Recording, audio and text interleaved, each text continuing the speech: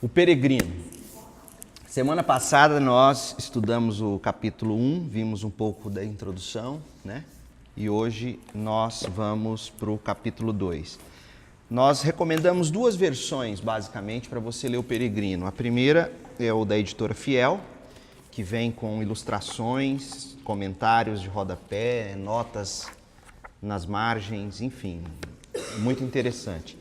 Eu estou usando a versão da editora Mundo Cristão, que também é muito boa, eu baixei aqui para o Kindle. Tá, fica bem baratinho no Kindle, se você quiser usar, tiver o aplicativo no tablet ou no computador, você também pode ler. Acho que fica por R$6, se você tiver o aplicativo, tá? O capítulo 2 fala de quando o cristão, que é o personagem do livro, quando ele chega ao pântano da desconfiança ou o pântano do desespero, como algumas versões vão colocar. Vai depender da versão que você usa. O pântano do desânimo, o pântano da desconfiança. Existia sim um local que ficava na saída da cidade onde John Bunyan morava, que era de fato uma espécie de brejo, e tudo que Bunyan escreve em termos de alegoria, né, de simbolismo, ele também, de alguma maneira, ele está bebendo da fonte de onde ele vem, contexto onde ele viveu, cidade onde ele estava e etc. Então, recapitulando, cristão, ele é daqueles que cresceu em contato com a religião, esse personagem aqui do livro, mas na medida em que ele ia lendo a Bíblia, ele começou a sentir o peso do pecado sobre ele, a culpa dos erros, do pecado. Então esse fardo que ele carrega nas costas simboliza esse peso. E o que revela para ele todo o problema dele é o que ele lê nas Escrituras. No finalzinho do capítulo 1, veja aí o capítulo 1, se você está acompanhando na cópia que eu mandei para vocês em PDF, ou no livro, no finalzinho do capítulo 1, o evangelista que está dando uma direção para o cristão, respondeu o evangelista, apontando o dedo para um campo bem vasto, o caminho. Ele queria saber aonde ir a fim de fugir da destruição que viria sobre a cidade da destruição. E aí o evangelista fala assim para ele: vá lá longe, vê aquela porta estreita, o caminho, vê aquela porta estreita. E ele responde: vê lá longe. E ele responde: não. Mas eu acho curioso que a segunda pergunta ele responde positivamente: vê lá longe aquela luz radiante? Acho que sim. E aí vem a questão importante para o capítulo 2. Pois fixe o olhar nessa luz e suba direto até lá. Ao chegar, você verá a porta, bata e lhe dirão o que deve fazer. A ideia que Bunyan quer comunicar para nós é que quando Cristo nos começa a trabalhar na vida da gente, nem sempre a gente vai ver o caminho de uma forma clara. Nem sempre a gente vai entender a exclusividade que Cristo requer de nós crentes. Por isso que o cristão responde: não, eu não estou enxergando ainda esse caminho. Mas cristão vai e diz assim: mas você consegue enxergar a luz? Eu vejo algo dessa luz, ou seja, eu já tenho um pouco dessa iluminação do Espírito de Deus me mostrando que eu preciso mudar de vida. É isso que Bunyan quer que a gente enxergue. Só que aí ele vai e diz assim: mas tem um negócio, tem um detalhe. O evangelista diz para ele: siga essa luz até o final, não desvie seus olhos dela e você vai encontrar o caminho. E aí vem o capítulo 2 e a gente vai entender o que aconteceu. O homem então começou a correr. Até o momento, o peregrino não é identificado como cristão, vai ser identificado daqui a pouquinho. Até o momento ele é o homem, um homem fugindo da cidade da destruição. Ele só é chamado de cristão no momento em que ele se propõe a buscar o caminho. É interessante isso. Quanto mais você lê, gente, a alegoria, Quanto mais você reflete sobre essa mensagem simbólica que John Bunyan comunica, mais você enxerga detalhes, né? Então, o homem começou a correr. Ora, nem havia ainda se distanciado da porta de casa, quando a mulher, sua mulher e seus filhos, percebendo, começaram a gritar-lhe que voltasse. Mas o homem tapou os ouvidos com os dedos e continuou correndo, berrando, vida, vida, vida eterna. Então não olhou para trás, mas continuou correndo para o centro da campina. Até aqui ele está certo.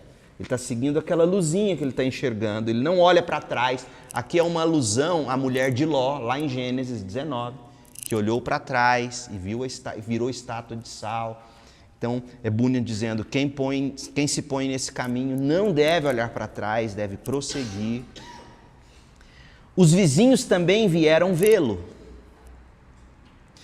Mas antes de falar dos vizinhos, note que quem está ali vigiando, vendo ele ir embora, gritando para ele voltar, é a mulher, é os filhos, tentando dissuadi-lo, tentando dizer, olha, não siga esse caminho. Ele diz, não, eu não posso deixar de seguir esse caminho, porque minha família ainda não entendeu a mensagem do Evangelho. É isso que Bunyan quer que a gente perceba. A radicalidade que é a fé cristã. É você tapar os ouvidos para um monte de vozes que tenta tirar você do caminho. E muitas vezes essas vozes virão de pessoas que você ama, que convivem com você. Mas ele segue e não olha para trás. Os vizinhos também vieram vê-lo correr. E enquanto corria, alguns escarneciam, outros ameaçavam, outros ainda gritavam-lhe que voltasse. Ora, entre esses, 2 decidiram trazê-lo de volta. O nome de um deles era Obstinado e o outro se chamava Volúvel. A essa altura, contudo, o homem já estava a boa distância deles, mas mesmo assim, o Obstinado e o Volúvel resolveram persegui-lo e em pouco tempo o alcançaram. Disse-lhes o homem, vizinhos, por que vocês vieram atrás de mim? Para convencê-lo a voltar conosco. Isso não é possível. Vocês moram na cidade da destruição, local onde também eu nasci. Percebo isso e lhes digo que, morrendo lá, mais cedo ou mais tarde, vocês afundarão além da sepultura, até um lugar que queima com fogo e enxofre. Alegrem-se, bons vizinhos, e acompanhem-me. Veja, gente, em primeiro lugar, o que John Bunyan quer comunicar conosco sobre o que significa alguém que decide seguir a Cristo. A primeira coisa de que o peregrino está convencido é de que se ele morrer nesse estado sem Cristo, o destino dele não é simplesmente morrer, é o inferno. Tudo será destruído, por isso ele chama de cidade da destruição. E ele reconhece que o pior que pode acontecer a ele não é ele morrer. É ele morrer e ser condenado. Aliás, ele falou isso no capítulo 1. Nós vimos isso. Ele disse, olha, o meu problema é ter que morrer e ter que enfrentar o justo juiz. Tantas vezes a gente não considera isso. Mas isso é o essencial, porque para você compreender melhor, no cristianismo, o nosso jargão favorito, que é salvação, salvação para o cristão significa o quê? Significa exatamente o que Bunyan disse. Significa sermos salvos da ira de Deus. É isso que Paulo diz em Romanos. Então, às vezes você está falando de salvação, você precisa ser salvo. Você fala para um amigo, mas salvo do quê? Salvo da ira de Deus. Porque o meu pecado me separou de Deus. E John Bunyan deixa isso muito claro para nós no início. Ele entende que a salvação de que ele precisa, de que os habitantes da cidade da destruição precisam, é essa salvação da ira de Deus. Mas quando ele diz isso, olha o que o amigo dele responde. O quê? Disse o obstinado. Deixar nossos amigos e nosso conforto para trás? Isso mesmo, disse Cristão, pois era esse o seu nome. Aqui que aparece o nome dele. porque tudo isso que vocês abandonarão não é digno de se comparar nem com um mínimo daquilo que busco desfrutar. Se vocês vierem comigo e alcançarem, desfrutarão também, assim como eu, pois lá para onde vou há bastante e de sobra. Venham e comprovem as minhas palavras. Bunyan aqui mostra o outro lado do Evangelho. O Evangelho nos oferece uma promessa de uma vida, de um mundo, de uma realidade melhor. Então, por um lado, o Evangelho nos salva da ira de Deus e, por outro, nos coloca num reino de glórias. É isso que o Bunyan está dizendo. Eu fico encabulado, gente, como esse homem tem a mente encharcada com o Evangelho de uma forma tão lúcida. Aí o obstinado perguntou: que coisas são essas que você procura e pelas quais abandona o mundo todo? Ou seja, vale mesmo a pena largar o mundo inteiro para você seguir essas coisas que você está dizendo? Vale a pena ser esse crente? Essa é a pergunta que ele está fazendo. Cristão, busco uma herança que jamais poderá perecer. Pensa você, descobre que tem um tio milionário, e ele não tem herdeiros. E você, na linha sucessória, é o herdeiro de tudo o que ele deixou. Quem é que não sonha com um negócio assim, né? E John Bunyan está dizendo: a herança que jamais poderá perecer. Essa é uma linguagem bíblica, né? Jamais poderá perecer, macular-se ou perder o seu valor. Isso aqui é uma alusão a Pedro, 1 de Pedro 1,4. E essa herança está guardada no céu, em segurança, para ser distribuída no tempo devido àqueles que perseguirem com zelo. Então, ele está dando para nós aqui uma outra expressão importantíssima para o cristão, que é buscar, perseguir a herança eterna. Sabe o que está escrito numa das primeiras expressões da Declaração ou da Constituição Federal Norte-Americana? Não sei se na nossa tem isso. Os universitários podem checar e me dizer depois. Mas, se não me engano, essa é uma interpretação da Constituição americana ou é uma frase da própria Constituição, mas de autoria de Benjamin Franklin. Ele diz o seguinte, que todo ser humano persegue e tem o direito de perseguir a felicidade. Então, existe no coração do ser humano esse desejo de perseguir a felicidade. E o que Bunyan está nos dizendo é que quem se põe no caminho por Jesus Cristo, na verdade, se põe num caminho de perseguição pela felicidade eterna. É isso que ele vai dizer. Então, gente, Bunyan está mostrando para nós, nesse segundo capítulo do livro, que o cristianismo está longe de ser essa religião monótona de ir para a igreja, de ficar pensando no céu, aquele lugar onde tem nuvem, onde fica pulando uma nuvem na outra. Ele está dizendo, não é nada disso. O cristão é um peregrino que se pôs no caminho perseguindo a felicidade eterna, perseguindo essa herança. Voltando à ilustração do tio milionário que te deixou herança. Você seria capaz de deixar o que você tem, no sentido assim, seu trabalho de salário mínimo, para você buscar essa herança lá no interiorzão do lugar mais remoto do Brasil? Então, todos nós teríamos essa coragem. E sorrindo. Mesmo que fosse um fusquinha para a gente buscar e o fusquinha furasse o pneu no meio do caminho, você ia falar, Fusca, foi furar o pneu logo agora? Você ficaria tranquilo, pode furar, daqui a pouco você vai ver onde você vai parar. Na verdade, quem está perseguindo essa felicidade, esquece dos problemas. Bunyan quer que a gente enxergue isso. Então ele diz assim, essa herança é devida àqueles que a perseguirem com zelo. Leiam se quiseres, ou se quiserem, no meu livro. Aí ele aponta o povo para a Bíblia. De onde ele está aprendendo todas essas coisas. E olha o que o obstinado diz, dane-se o seu livro. Vai voltar conosco ou não? Gente, essa é ou não é a fala do mundo cético quanto ao cristianismo?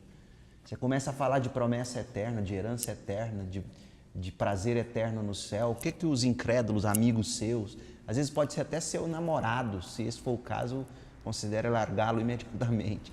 Fala assim, dane-se essa Bíblia, que loucura é essa? Ou sua namorada, ou seu melhor amigo. Você vai voltar conosco ou não? Você vai voltar para a realidade ou você vai seguir esse caminho maluco? Não, eu não vou, pois já pus a mão no arado. Não adianta, meu vizinho volúvel, retornaremos para casa sem ele.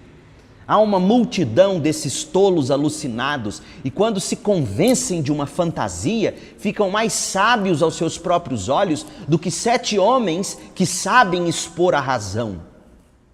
Tá vendo? Você já ouviu o incrédulo dizer que o crente fez lavagem cerebral? O John Bunyan, já lá no século XVII, apontava o tipo de crítica que as pessoas obstinadas costumam ter. Aí vem o volúvel e diz, não o insulte. Se o que o bom cristão diz é verdade, as coisas que ele procura são melhores do que as nossas. Então, aparentemente, você vai lendo esse personagem volúvel, você vai dizer assim, ó, que bacana, bacana, continua lendo ele. Porque aqui, gente, Bunyan está mostrando 2 tipos de gente que geralmente escora na vida de um crente, se aproxima de um crente.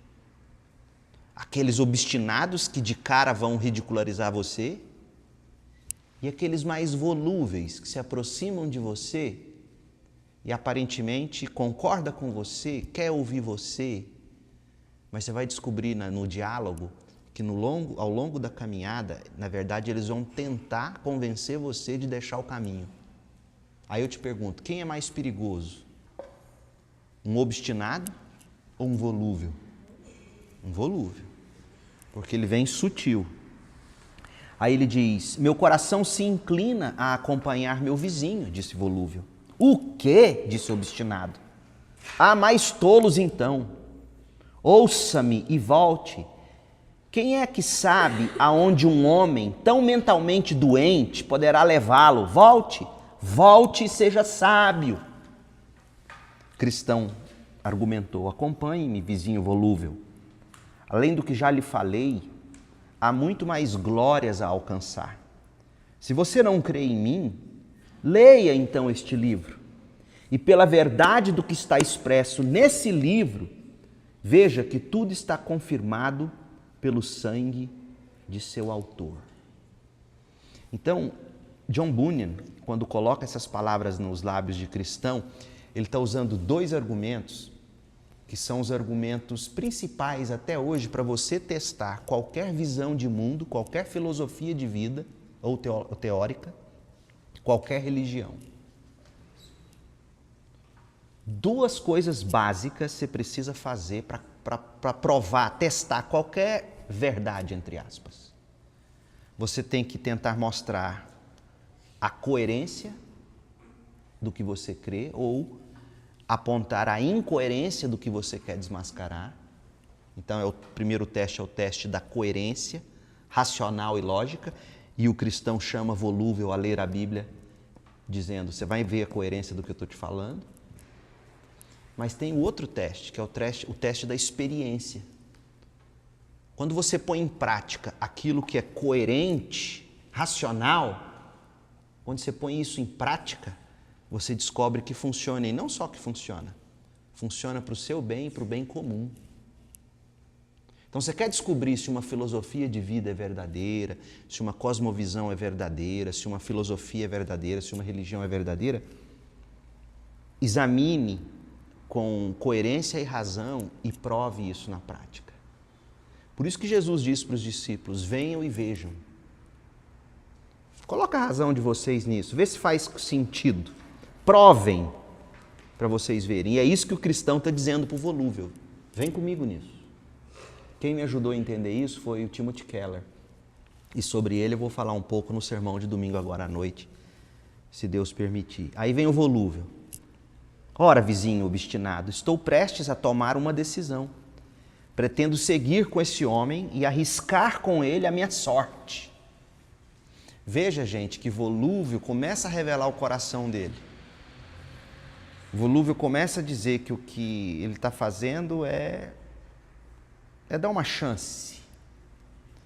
E, quando, na verdade, no coração do cristão, não é um negócio de testar, dar uma chance. É questão de vida ou morte. Ou eu fujo da cidade da destruição, ou eu vou ser queimado. Mas o volúvel não, ele quer testar. Mas, bom companheiro, você acaso sabe o caminho até esse lugar almejado? Pergunta o volúvel. Sou guiado por um homem chamado evangelista, respondeu o cristão. Ele nos conduzirá até uma pequena porta que está diante de nós.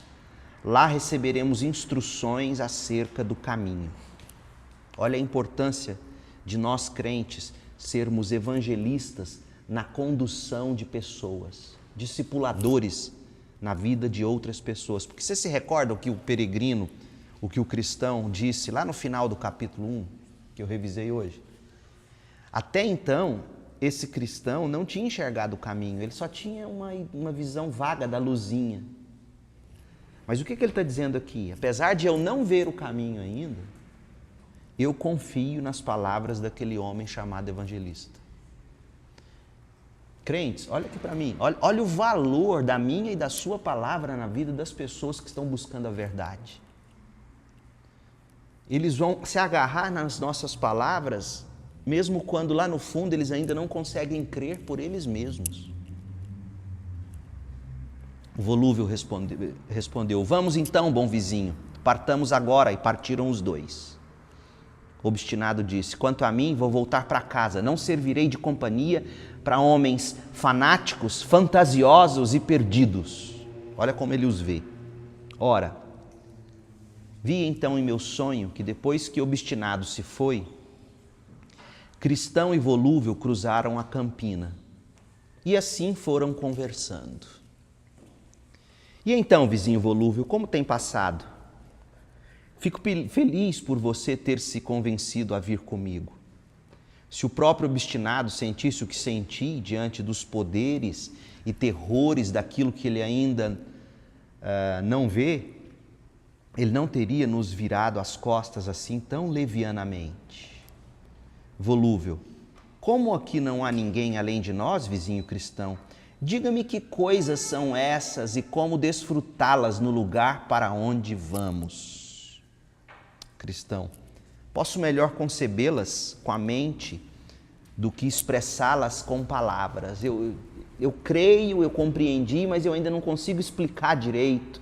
Até porque, você se lembra, Jesus vai dizer que o que está preparado para nós, olho nenhum nunca viu. São coisas inexplicáveis com palavras tantas vezes. Mas, como assim mesmo você deseja saber, diz cristão, vou lê-las em meu livro. Olha que interessante, Bunyan de novo está mostrando o valor da Bíblia. Quando você vai mostrar a verdade para alguém que tem interesse, não importa o que você pensa, importa o que o livro diz. Então, quando o volúvel diz, explica-me o que tem lá onde nós estamos indo, o peregrino diz, eu vou ler a Bíblia para você, deixa a Bíblia dizer. Volúvel, e você crê que as palavras do seu livro são absolutamente verdadeiras? Gente, não são ou não são atuais esses questionamentos? As pessoas não viram isso para você e não dizem isso? Bíblia cabe qualquer coisa, é um papel, papel cabe tudo. Como é que você sabe que a Bíblia é absolutamente verdadeira? Vamos ver a resposta do cristão. Sim, certamente, pois foram escritas por aquele que não pode mentir. Quem é esse? Deus, o Espírito de Deus. Muito bem, que coisas são essas, cristão? Receberemos uma vida eterna e viveremos para sempre em um reino sem fim. Muito bem, e o que mais? Há coroas de glória que nos serão dadas e vestes que nos farão brilhar como o sol no firmamento do céu. Isso é excelente. E o que mais? Veja que ele quer mais e mais. Nada aqui é o bastante para ele. O peregrino fala, o cristão fala da honra, o cristão fala das belezas do céu, mas ele quer mais. E aí o cristão diz, não haverá mais choro, nem pesar, pois aquele que é o proprietário do lugar nos enxugará dos olhos toda lágrima. Volúvel. E quem teremos ali para ter como companhia? Ele quer amigos, ele quer alguém com ele, ele está com medo do céu ser um lugar solitário, monótono. Depois de tudo que ele já ouviu sobre lá, ele ainda quer saber, e quem vai estar com a gente? Lá conviveremos com serafins e querubins, seres que de tão brilhantes ofuscarão nossos olhos. Gente, essa descrição aqui eu estava lendo e lembrando. Ela faz todo sentido na nossa geração que gosta tanto de cinema, de literatura fantástica. Porque quando a gente vai no cinema assistir Vingadores, Batman, Super-Homem, Mulher Maravilha, ou um filme, uma história de fantasia, a gente está em busca do quê? A gente está em busca de seres sobrenaturais. A gente está em busca de companhias maravilhosas. A gente se projeta nos heróis, né? E Bunyan está chamando aqui a atenção da gente para dizer, olha o tipo de gente com quem nós conviveremos. Ele quer encantar o nosso coração com os personagens do céu. Lá você também encontrará milhares e dezenas de milhares que chegaram antes de nós. Nenhum deles é agressivo, mas santo e amoroso. Todos eles andam à vista de Deus e permanecem aceitos em sua presença para sempre. Resumindo, lá veremos os anciãos com suas coroas de ouro. Lá veremos as santas virgens com suas harpas de ouro. Quem são essas santas virgens? É uma descrição, é uma alusão às pessoas que não se contaminaram com esse mundo. É uma alusão aos seres de Apocalipse, às pessoas que o Apocalipse descreve, os salvos. Lá veremos homens que pelo mundo foram retalhados e queimados, devorados por animais, afogados nos mares, devido ao amor que tinham ao Senhor do lugar. Agora todos estão bem e vestidos de imortalidade. É com esse tipo de gente que nós vamos conviver, ele está dizendo. Heróis de verdade. Pessoas fascinantes, pessoas amorosas, pessoas bondosas, pessoas santas, pessoas belas. Esse é o lugar. São essas pessoas que compõem o lugar para onde nós estamos indo. Ouvir isso, disse Volúvel, já arrebata o coração de qualquer homem, mas podemos desfrutar dessas coisas? Como poderemos consegui-las? Disse Cristão, o Senhor soberano daquela terra registrou isso neste livro. De novo, ele chama para o livro. A essência é a seguinte: se verdadeiramente nos mostrarmos dispostos a ter essas coisas, Ele nos irá concedê-las gratuitamente. Ora, meu bom companheiro, estou contente por ouvir essas coisas. Vamos, apressemos o passo. Vamos logo, diz o Volúvel. Olha como é que ele é bipolar. Agora ele está louco para ir. Mas veja o que vai acontecer com ele daqui a pouco. Aí o cristão responde, eu não posso ir tão rápido como você gostaria, por causa desse fardo que eu trago às costas. O peso da culpa e do pecado impedia o peregrino de ir mais rápido.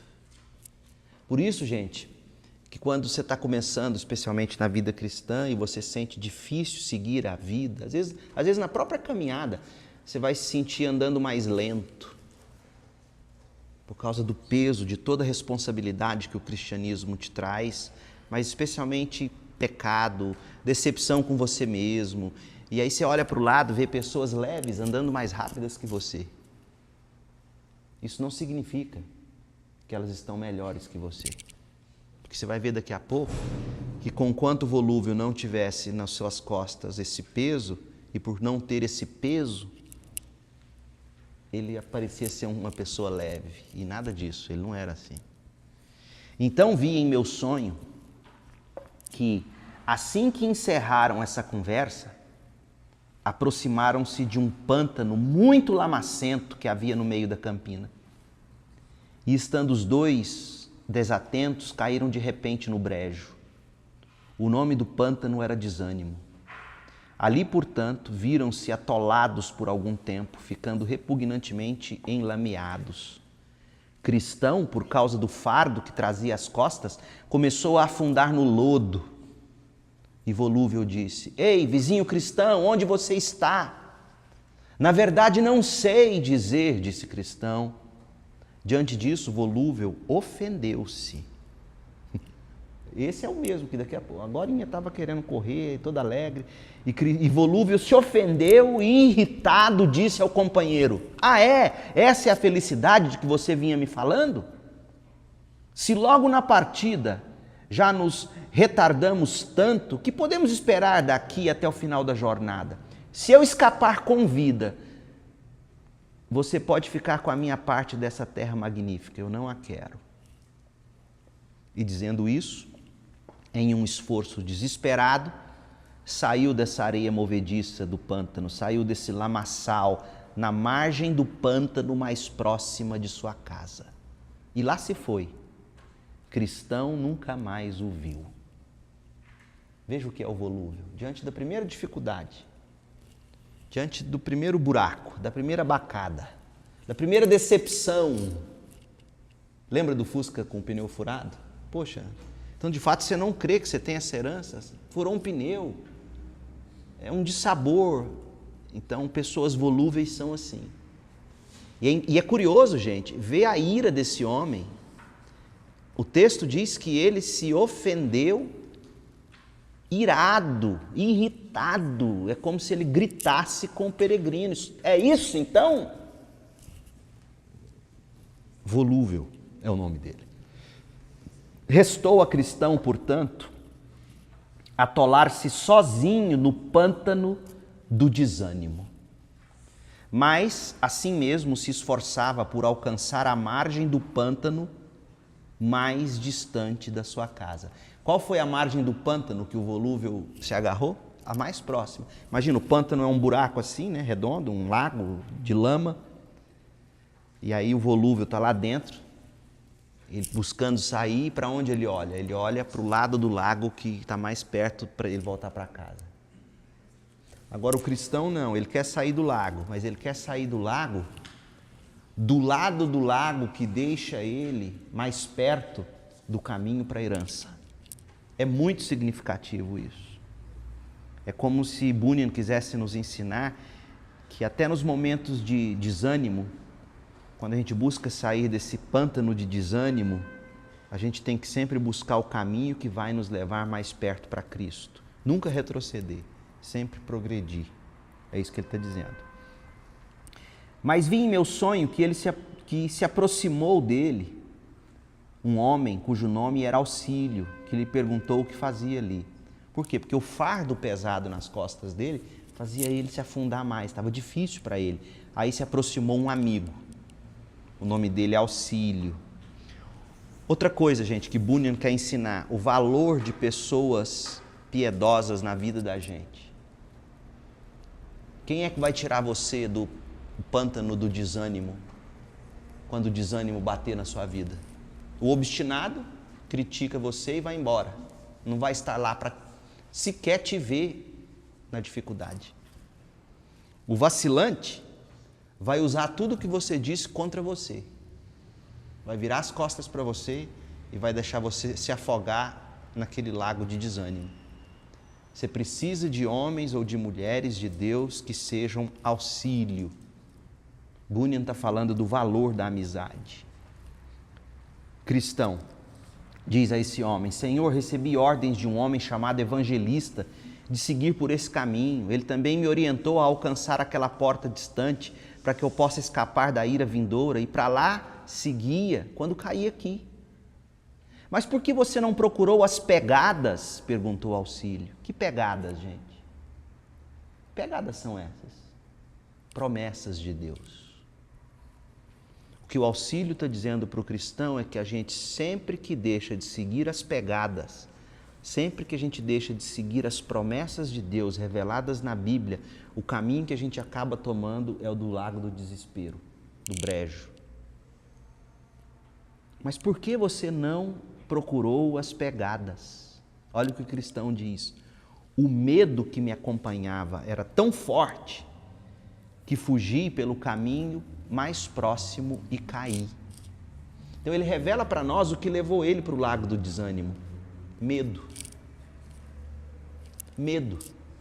Afinal de contas, ele largou a mulher, ele não deu ouvido para os gritos dos filhos, ele não ouviu os vizinhos, obstinado foi embora, está ele o vacilante ali, ele não sabe ainda o que vai acontecer, o coração dele começou a ser tomado pelo medo. Gente, o medo destrói a gente, joga a gente num lago de desânimo. Por isso que o auxílio vira para ele e diz assim, sabe o que você tinha que ter feito?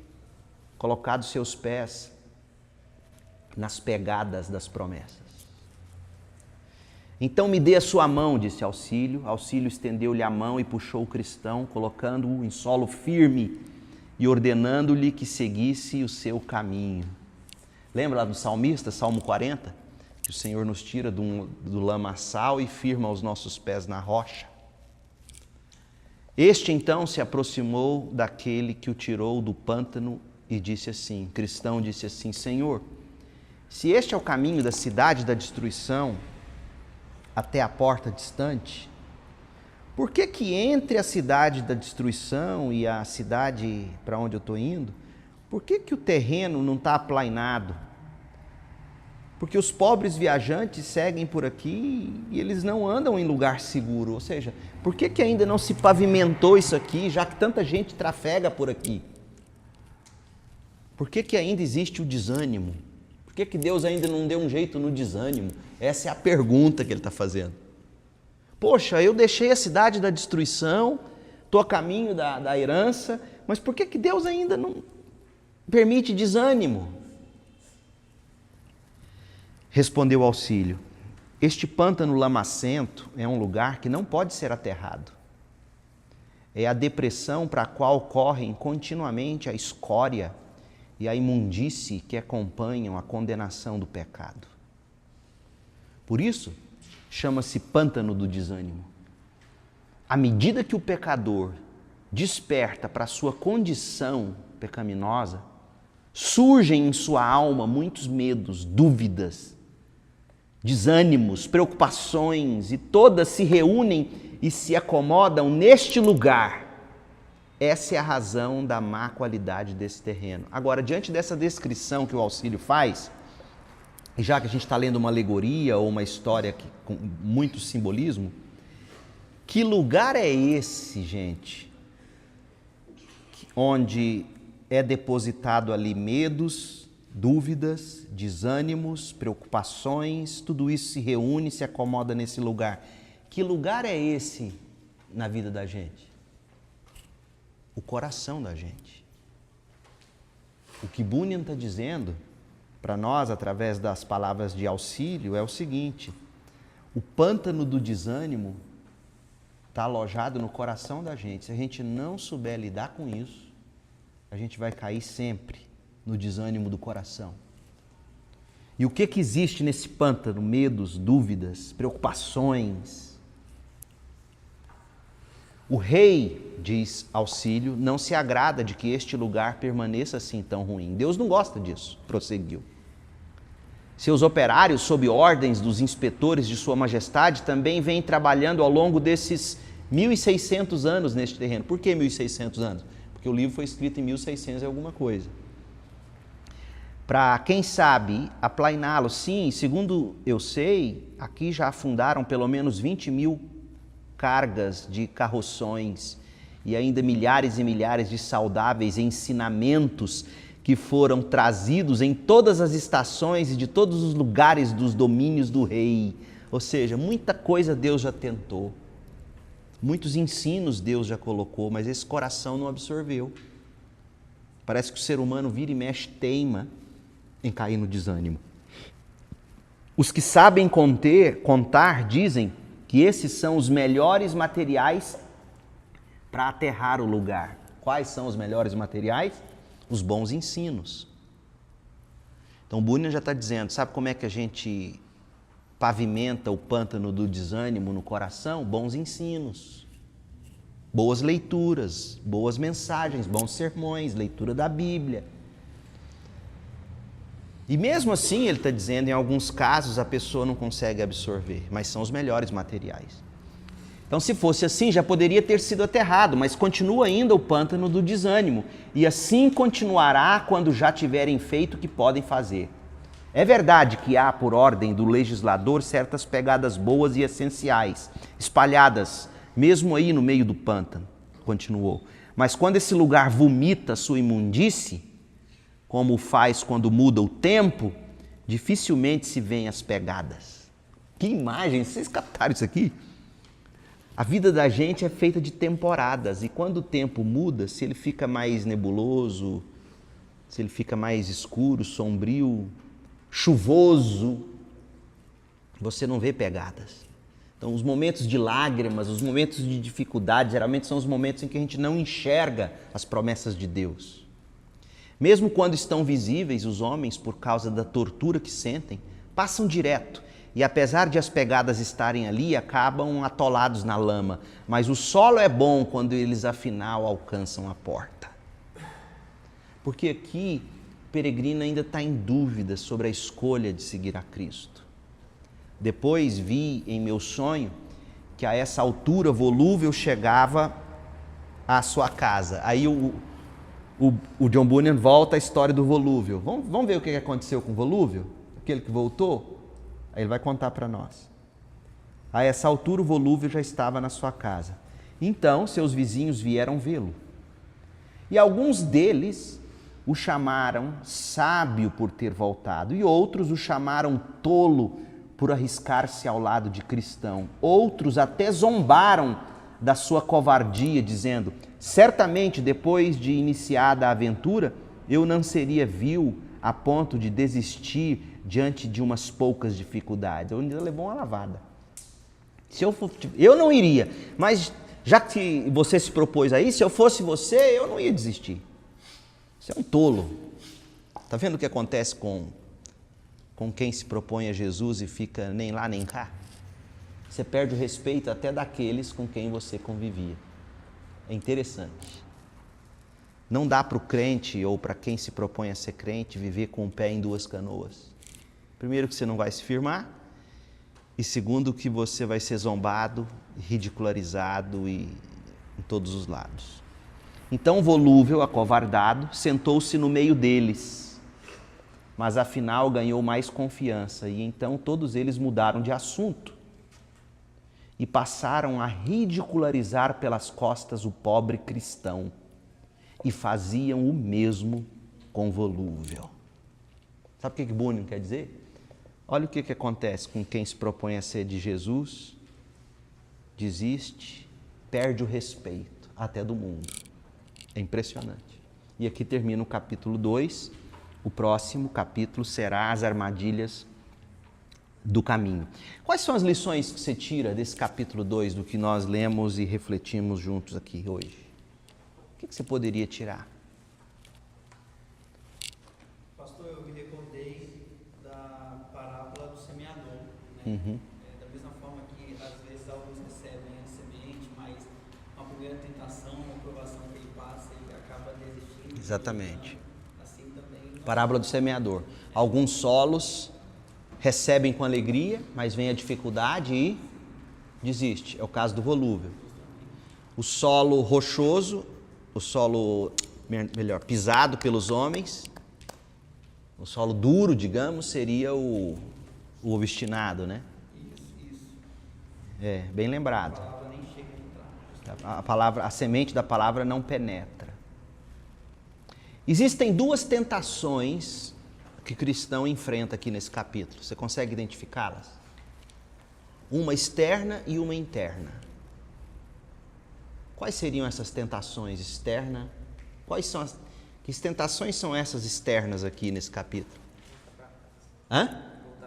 Sim, mas quem é que está tentando persuadi-lo a voltar para casa? O obstinado, o amigo. Então, a primeira tentação que Bunyan revela para nós na vida de um cristão são companhias, amizades. Ele está dizendo isso. Cuidado com os obstinados, mas principalmente cuidado com os volúveis. Eles vão dissuadir você de sair do caminho. E se você tiver por muito tempo um volúvel do seu lado, ele vai acentuar a segunda tentação, que é a que vem interna. E qual é a interna agora? Os medos, as preocupações que levaram ele para o desânimo. Então você está ali, suscitando medo na alma, suscitando medo no coração, com um amigo volúvel do lado, o que ele vai fazer? Ele vai contribuir para você se atolar. Ai do peregrino, se naquela altura da história, e nós vamos ver que ao longo da caminhada vai ser a mesma coisa, ai dele se não houvesse um crente chamado Auxílio. E ao longo da caminhada, muitos outros homens de Deus vão ser colocados na vida dele para ajudá-lo a seguir até o fim. Então, existe essa lição sobre as tentações externas e internas, os temores do coração e as pressões que vêm de fora. E o que é que o peregrino aprende ouvindo do Auxílio aqui? A importância de nós sempre firmarmos o coração da gente nas pegadas, nas promessas de Deus. Outra coisa que a gente aprende é a forma como o peregrino sempre se recorre à Bíblia para tirar a dúvida de quem questiona ele, para revelar a verdade para quem indaga ele sobre verdade, para comprovar que a Bíblia é verdadeira. Quando pergunta para ele assim, o obstinado, se não me engano, pergunta assim, como é que você sabe que esse livro é de verdade? Ele falou assim, quem escreveu ele foi Deus. Não tem discussão, quem escreveu ele foi Deus. E o teste de verdades que a gente viu, né, quando ele vai falar das Escrituras, passa pelos dois crivos.